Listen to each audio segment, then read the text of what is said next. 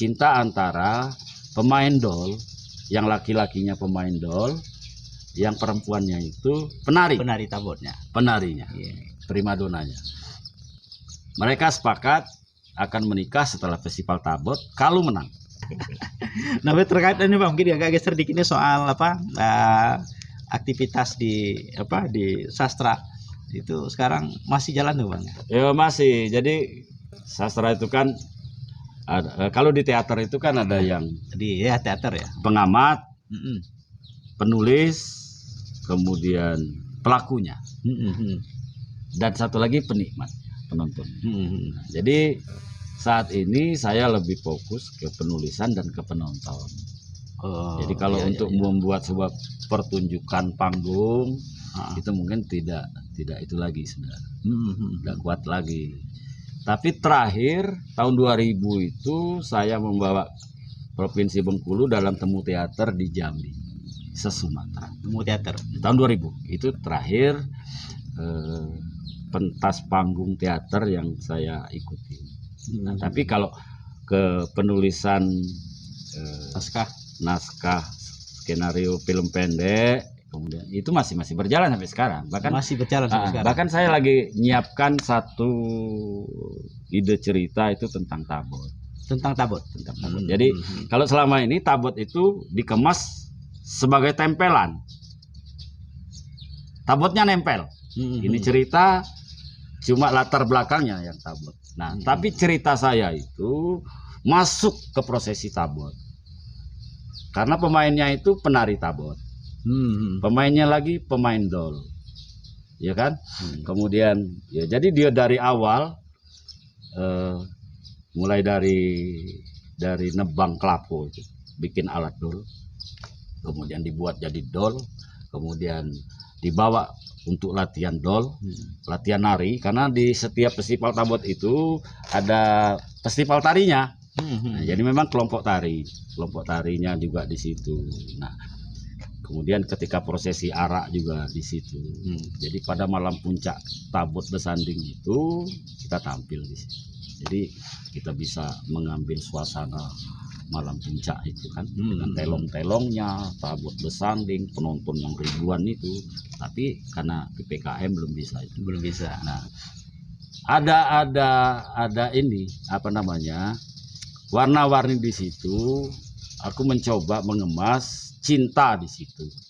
Cinta antara pemain dol, yang laki-lakinya pemain dol, yang perempuannya itu penari tabotnya, penarinya, primadonanya. Mereka sepakat akan menikah setelah festival tabot kalau menang. Nah, ternyata juara satu.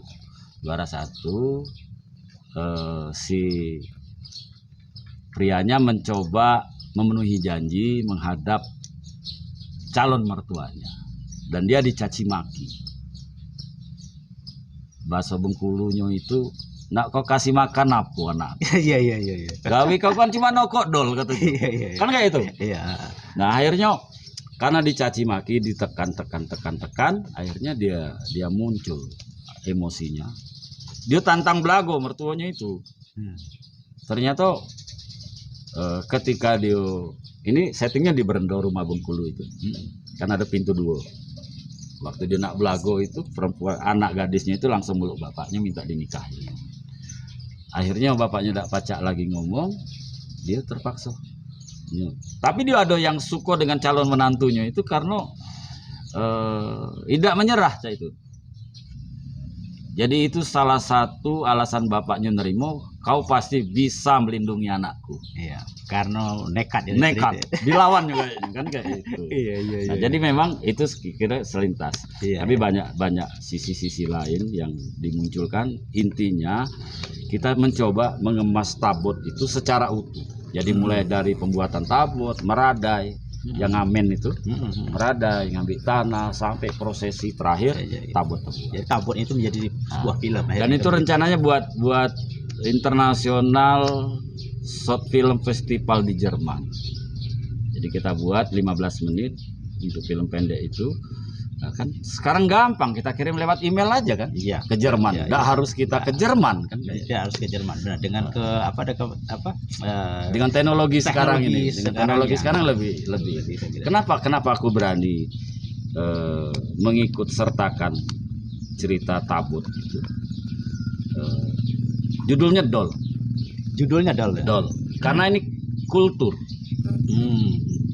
Kategori kultur, culture. Tabot yang besar itu cuma ada di Bengkulu. Cuma ada di Bengkulu. Pariaman cuma 2, kecil-kecil. Tapi prosesi yang panjang itu justru di Cuma ada di Bengkulu. di itu ya. Bengkulu. Jadi kalau dari sisi teknologi kita akan kalah bersaing dengan Korea, Iya. dengan Jepang, dengan Cina, dengan Inggris, Iya. ya kan. Tapi ketika materinya yang kita kita adu, ya kan, Iya. kita mampu bersaing. Mampu bersaing.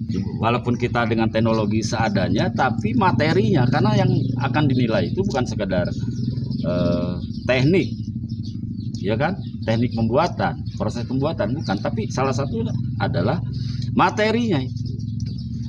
Dan kalau itu misalnya bisa lolos, bisa masuk, mungkin ya sudah bukan lagi festival film pendek nasional kan, sudah internasional itu kan, Internasional kalau sudah ke Jerman itu kan. sudah ke Jerman. Nah, mungkin Oke. karena menggunakan bahasa pengantarnya bahasa Bengkulu, mungkin kita subtitlenya aja bahasa Inggris kan. Nah, itu naskahnya lagi saya kirim ke teman yang untuk menerjemah, mentranslate dari bahasa Bengkulu ke bahasa Inggris. Itu Oke. subtitlenya. Mudah-mudahan itu nanti bisa bisa berjalan dengan lancar dan sukses. Terus sahabat-sahabat si ISD. Nah, kalau sekarang ngurusin ayam memang ya. Ngurus ayam, ya, ngurus ayam. Ngurusin ayam nih. Ngurus ayam. Itu aktivitas pensiun. Harian. Ya. Jadi untuk mengisi hari-hari tua pensiunan ini kita kan harus bergerak. Iya. Dengan miaro ayam kita bergerak, berkeringat lagi. Dan ayam yang aku piara itu bukan ayam potong, bukan ayam petelur, bukan ayam pedaging, bukan ayam untuk dijual di rumah makan, bukan. Tapi memang spesialis ayam adu. Ayam adu. Dan sekarang ini menjabat sebagai ketua asosiasi ayam ya. Ya, komunitas ya. ayam kontes Indonesia Provinsi Bengkulu. Provinsi Pemprov Bengkulu. Pemprov Bengkulu. Tapi SK-nya belum turun. Oh itu ini nasional ya? Nasional ya, dari Nasional. Surabaya. Dari Surabaya. DPP-nya di Surabaya. Oh iya. Dan itu legal.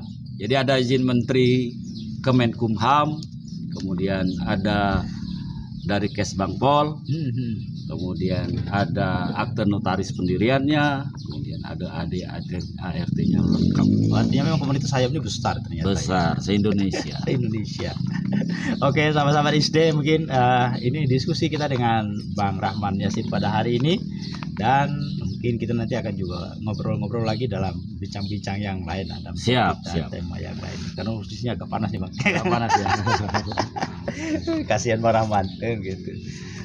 Jadi sahabat-sahabat ISD semuanya, mudah-mudahan apa yang kita lakukan atau yang kita bincangkan pada hari ini ya bisa sedikit kita bisa mendapatkan informasi tentang Bang Rahman, sosok Bang Rahman Yasin, dan mudah-mudahan ini juga menginspirasi teman-teman sekalian, sahabat-sahabat sekalian di HISD semua, dan ikuti terus obrolan kami di HISD di dalam perbincangan dan tokoh-tokoh yang lain. Itu saja mungkin pada hari ini Bang, terima kasih banyak atas waktunya ya, dan mengganggu hari ini kan. Sudah istirahat dan libur dan sebagainya kan, tapi harus diminta ngobrol hari ini. Demikian sahabat-sahabat ISD. Assalamualaikum warahmatullahi wabarakatuh.